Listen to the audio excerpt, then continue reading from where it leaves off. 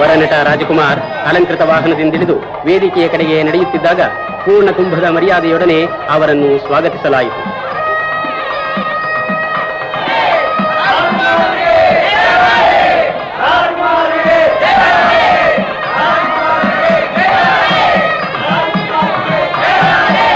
ಇವರೇ ರಾಜ್ಕುಮಾರ್ ಅವರ ಪತ್ನಿ ಮತ್ತು ತಾಯಿಯವರು.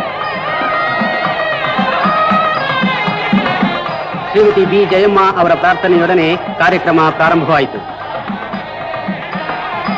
ಸ್ವಾಗತ ಭಾಷಣ, ಸಂದೇಶಗಳ ವಾಚನ, ಸಚಿವರಾದ ಅಂದಾನಪ್ಪ ದೊಡ್ಡಮೇಟಿಯವರಿಂದ ವರನಟ ಎಂಬ ಗ್ರಂಥದ ಬಿಡುಗಡೆಯಾಯಿತು. ಸನ್ಮಾನ ಸಮಿತಿಯವರಿಂದ ಭಿನ್ನವತ್ತಳಿ.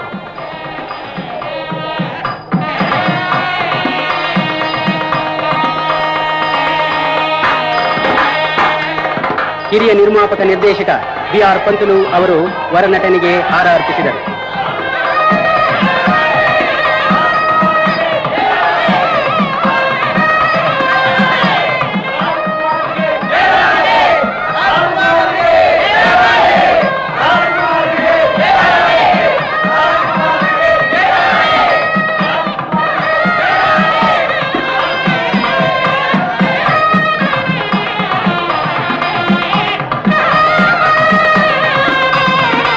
ಭಾರತ್ ಚಿತ್ರಮಂದಿರದ ಹಸನ್ ಶರೀಫ್ ಮತ್ತು ಅಕ್ಬರ್ ಶರೀಫ್ ಮಾಲೆ ಹಾಕಿ ಗೌರವಿಸಿದರು.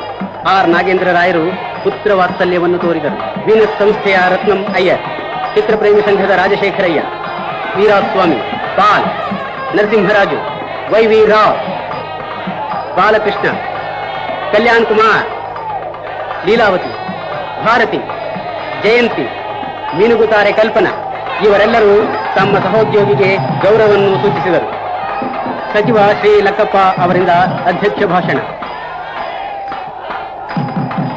ಗುಬ್ಬಿ ಶ್ರೀ ವೀರಣ್ಣನವರು ಸನ್ಮಾನ ಸಮಿತಿಯ ಪರವಾಗಿ ವರನಟ ರಾಜಕುಮಾರ್ ಅವರಿಗೆ ಸುವರ್ಣ ಪದಕವನ್ನು ಹಾಕಿ ನಟ ಸಾರ್ವಭೌಮ ಎಂಬ ಬಿರುದು ನೀಡಿದರು.